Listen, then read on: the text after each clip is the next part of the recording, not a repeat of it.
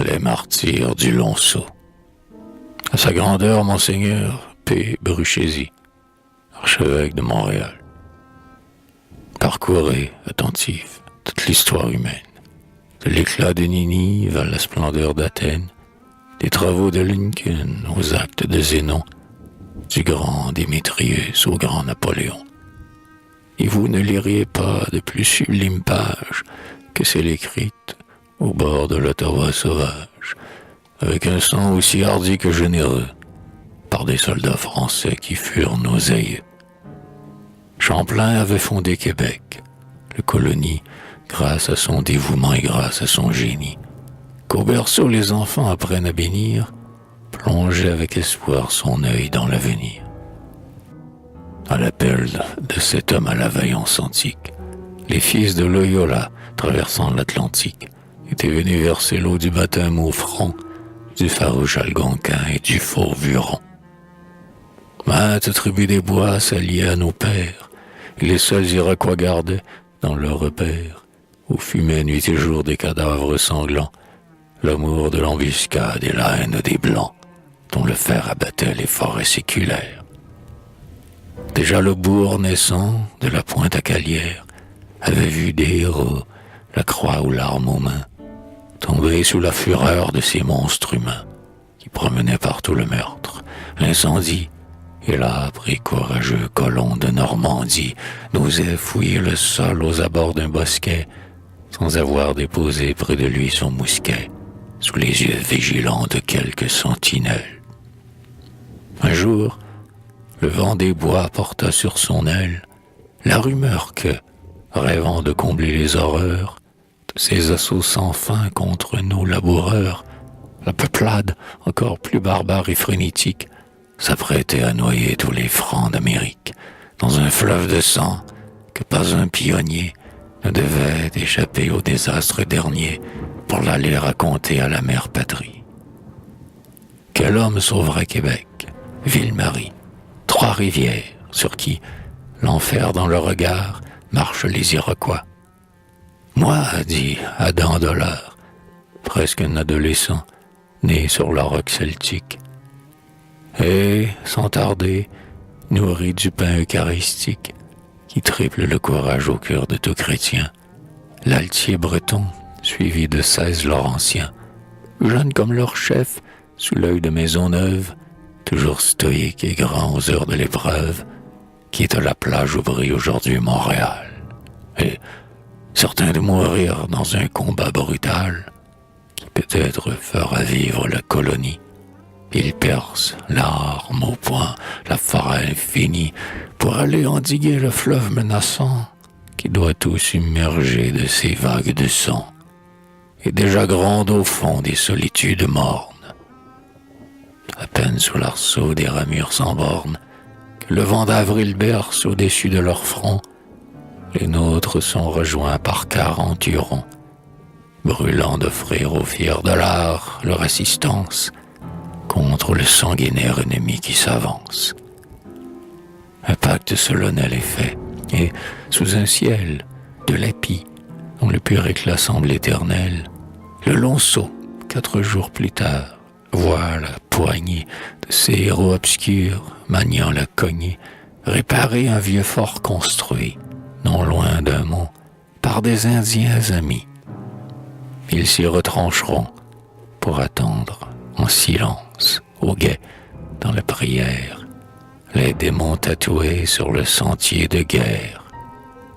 Et, pendant que Dollard se prépare au combat, le voile de la nuit s'étend, le vent s'abat, la paix de l'infini descend sur la redoute. Pas un bruissement de feuilles sous la voûte de la forêt n'auront le calme solennel qui plane sur le mont comme sur un autel. Seul le grondement sourd des cascades prochaines, coupé du sifflement des haches sur les chaînes, et les pins entourant les 3 remparts de pieux, émeut le grand désert sauvage et giboyeux. Ici quelques chasseurs, marchant l'aventure, passaient près du fortin caché par la ramure, d'arbres portant leurs cimaltières jusqu'aux cieux. Sans doute ils l'entendraient, murmure harmonieux où palpite l'espoir, l'amour et le mystère. Les Français récités, front nu, le Notre Père. Cependant le sommeil clos, plus d'un œil lassé, dans la redoute obscure où tout bruit a cessé. Mais le chef des vaillants, toujours anxieux, veille et penche, à tout moment, au dehors son oreille, et, comme auréolé d'un étrange reflet, pieusement dans l'ombre égrène un chapelet, qu'au moment de quitter le côte d'Armorique, il reçut, disait-il, d'une main angélique. Tout à coup, dominant la voix sourde des eaux, un hurlement éclate au milieu des roseaux, que les flots rapides effleurent et balancent. Et 800 Iroquois pêle-mêle s'élancent contre la palissade. Échevelés, hagards, fougueux comme chacals, panthères et jaguars, avec de lourds leviers de chêne ouvrant des brèches dans le fort, ils y font grêler pierres et flèches.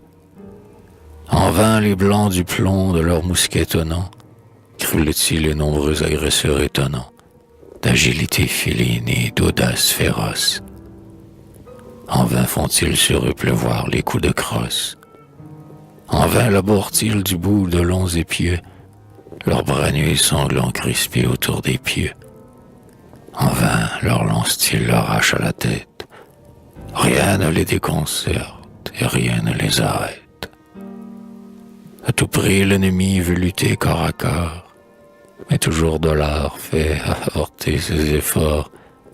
Toujours le grand breton et sa petite armée repoussent, triomphant, la horde décimée. Et les corps pantelants de 200 Iroquois jongent déjà le sol épouvanté des bois. Et plus d'un assiégé, percé d'un dard, succombe. Le ciel resta serein devant cette hécatombe, et la lune, glissant ses rayons à travers l'épaisse frondaison des chênes déjà verts, jusqu'à l'aube éclaira l'attaque forcenée des guerriers infernaux. Cette lutte acharnée, les Iroquois battus reçurent du secours, se poursuivit ainsi durant 12 longs jours. Confondus, furieux et fous, les cannibales, incessamment courbés sous l'ouragan des balles, hurlaient comme les loups harcelés par la faim, mais, sûrs de triompher, renouvelaient sans fin l'assaut du fort tremblant et troué comme un crible. Tandis que, dévorés d'une soif indicible, qui força les Hurons à déserter, un soir, les Français combattaient sans renfort, sans espoir, tour à tour ripostant et priant Dieu dans l'ombre.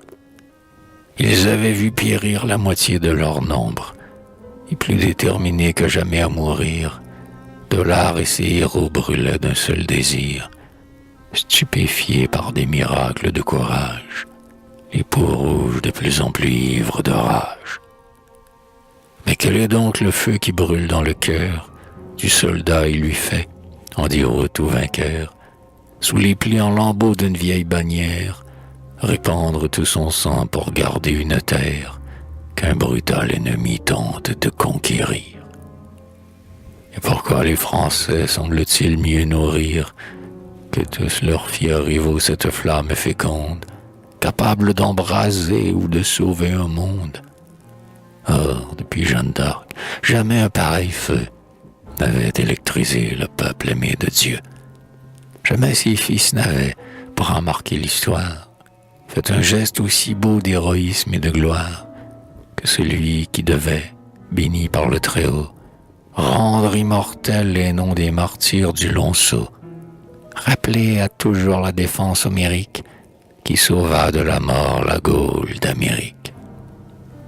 Et Dollard répétait, « Il nous faut tous périr, seul le bras du Seigneur pourrait nous secourir, seule la mort mettra fin à la résistance. Nous défendons le seuil de la Nouvelle-France, et pour atteindre au mur de Québec menacé, l'Indien devra marcher sur le dernier blessé. » Un matin que la lutte était plus âpre et noire, que les Blancs n'avaient plus qu'une eau bourbeuse à boire, que le poste comptait à peine 10 soldats, grands comme Botsari, Roland, Léonidas, Dollard, voyant s'ouvrir une nouvelle brèche, prend un baril de poudre, y cheville une mèche, l'allume et, d'une main qui n'a jamais frémi, lance le formidable engin vers l'ennemi. Mais un rameau mouvant l'arrête et le renvoie, et le baril fatal, en éclatant, foudroie, les derniers preux roidis dans un dernier effort. Et quand le chef indien pénétra dans le fort, éclaboussé du sang de la troupe stoïque, il vit, scène à la fois horrible et magnifique, dont l'évocation fait battre tous les cœurs, Dollard, resté debout seul devant les vainqueurs, noir de poudre, en lambeaux, de l'écume à la lèvre, échevelé, les yeux agrandis par la fièvre, achevé à grands coups de hache les mourants, pour les soustraire au scalp de bourreaux délirants. Puis, le crâne brisé par une arquebusade, s'enfesser lourdement le long d'un camarade. Devant tant de bravoure et tant de dévouement, les noirs envahisseurs, frappés d'effarement, et n'osant attaquer nos bourgades guerrières, reprirent le chemin de leur lointain repère, sous les forêts du Nord aux grands fourrés dormants. Mais avant de quitter les décombres fumants, ils ouvrirent, maudits sur l'instinct de leur race, les corps des glorieux défenseurs de la place, et, sûrs d'y puiser plus d'audace et de succès, dévorèrent le cœur palpitant d'un Français, après avoir brûlé jusqu'au dernier cadavre. Et l'on dit que, le soir de ce drame qui navre, un vieux coureur des bois, attiré par le bruit, du baril explosé dans le poste détruit, crut voir, aux visions aussi belles qu'étranges, un doux fantôme blanc, une femme au front d'ange, recueillir de la cendre encore chaude des preux, qui venaient de verser leur sang si généreux, en couvrant de leur corps la patrie éperdue. Puis, d'un geste embrassant la sauvage étendue, comme fait le semeur debout dans son enclos, les pendre dans le vent qui caressait les flots, les roseaux et les foins, les fleurs et les feuillages. Cette cendre sacrée a fécondé nos plages, et là même où les troncs d'insondables forêts se dressaient vers le ciel, les chênes du progrès balancent au soleil leurs rameaux forts et denses. De puantes moissons de vertu, de science, dans un rayonnement d'aurore et d'idéal, croissent sous l'infini de l'azur boréal. Là même où les rockoirs tendaient ses embuscades, brillent de hauts clochers, de superbes arcades, réfléchissant les feux éblouissants de l'art.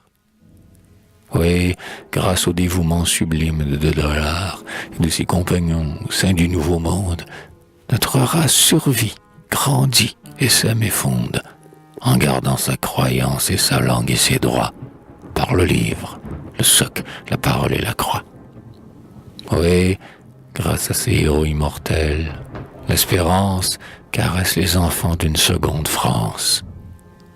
L'avenir radieux sourit aux rejetons, des tenaces normands et des vaillants bretons, qui, pour peupler nos bords, avaient quitté leurs côtes. La nef de nos destins, les voiles toutes hautes, sous pavillon anglais cinglent avec majesté, vers le port du triomphe et de la liberté.